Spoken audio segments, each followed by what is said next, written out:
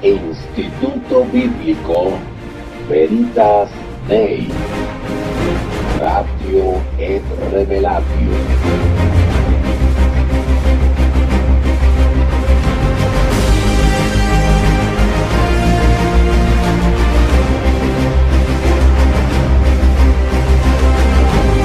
Instituto Bíblico Veritas Dei, Ratio et Revelatio.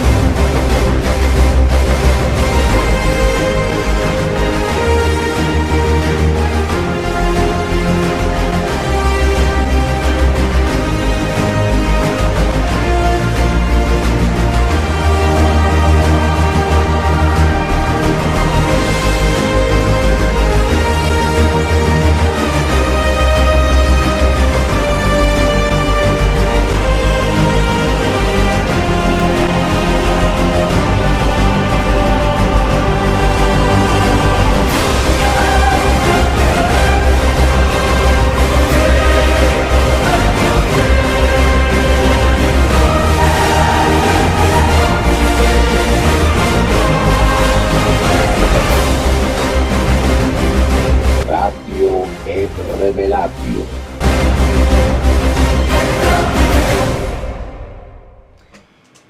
El creyente, cuando entra a la Biblia, sobre todo en profecía, Daniel o Apocalipsis principalmente, nosotros miramos la Biblia desde un punto de vista histórico, siempre. Esa es la manera bíblica y tradicional de analizar la Escritura.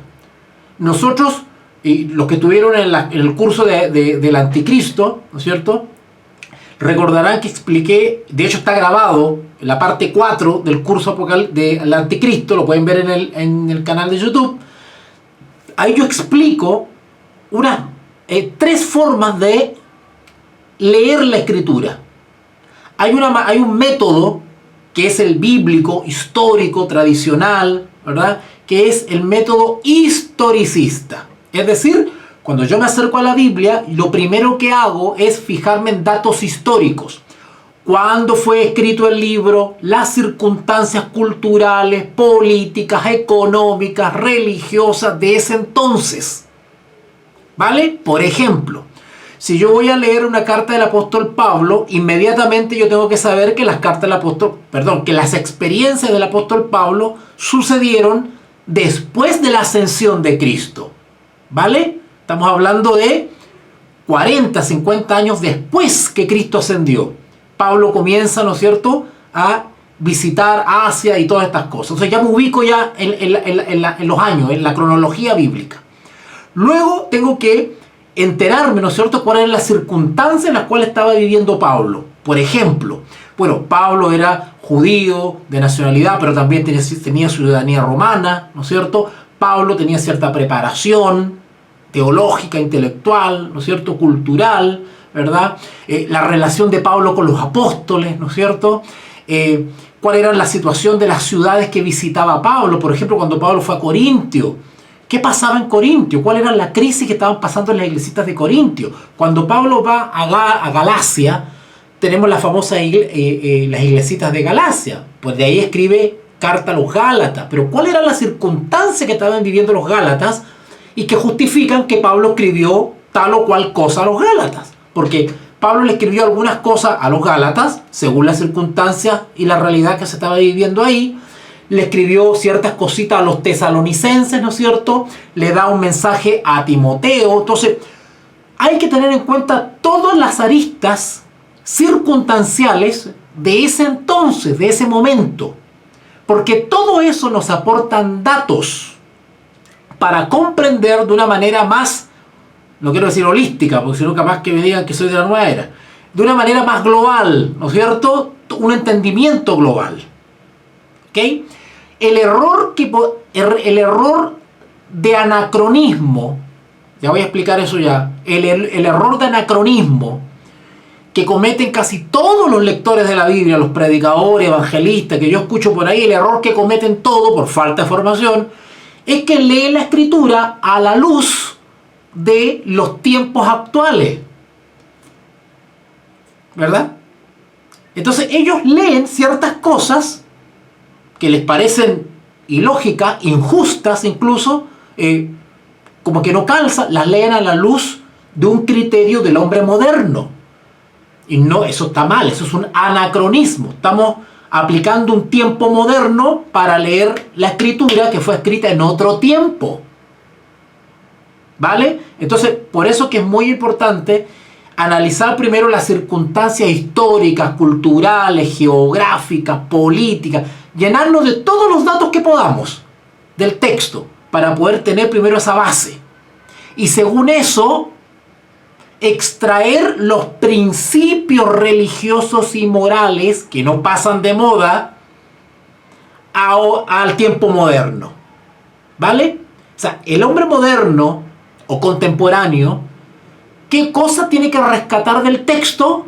La enseñanza moral, ética, espiritual. Eso no pasa el tiempo, eso no pasa de moda.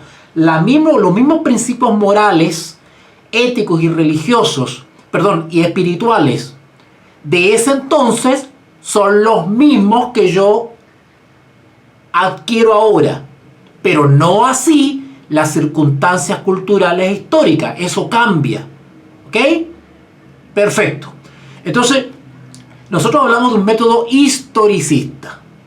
Bueno, ese es el método que nosotros aplicamos para leer la Escritura. Lo mismo hacemos con Apocalipsis cuando leemos la carta de Efeso, a Esmirna y a Pérgamo y a las demás. Lo primero que tenemos que hacer es analizar, investigar, enterarnos de las circunstancias de la iglesita histórica que existió en el mapa, ¿no es cierto? Llamada Pérgamo en este caso. Entonces nos imbuimos, nos alimentamos de todo lo que sucedió en ese entonces en Pérgamo. Porque el Señor, en su infinita sabiduría, tomó algunos elementos de esa iglesita y eso lo acomoda, ¿no es cierto?, a una etapa de la historia. Entonces, ¿qué vamos a hacer ahora que vamos a leer Pérgamo? Vamos a ir contando un poquitito cómo era la iglesia como tal, históricamente, en ese entonces. Pero después le vamos a dar la aplicación profética. ¿Y por qué? Porque la iglesia de Pérgamo, que existió históricamente, es tomada como un símbolo de la iglesia en cierto periodo de la historia. ¿Vale? Por eso es que cuando estudiamos Éfeso, bueno, vimos la iglesia de Éfeso histórica, característica, pero le dimos la aplicación a la iglesita del comienzo, primitiva, del siglo I al siglo 100. ¿Se acuerdan?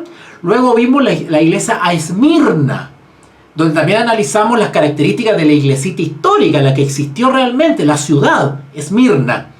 Pero ahora extraemos las características de esa iglesia para aplicarla a la iglesia de Cristo, ¿no es cierto?, en un periodo de la historia. ¿Ok? Y vimos que el mensaje Esmirna correspondería, lo podríamos ubicarla, en el periodo histórico que va desde el 100, fines del siglo I, 100, hasta por lo menos el 313 o 323. Y también explicamos que si bien hay ciertas fechas que le estoy dando, no es necesariamente que las cosas sucedieron justo en ese año, porque el tiempo es una cosa que va avanzando así, de manera paulatina. Pero para poder ubicarnos en términos pedagógicos, entonces yo los divido los periodos en años, para ir entendiendo más o menos el avance de la experiencia de la iglesia en la historia, simbolizada por estas ciudades de Asia. ¿Ya? Instituto Bíblico Veritas Dei Ratio et Revelatio.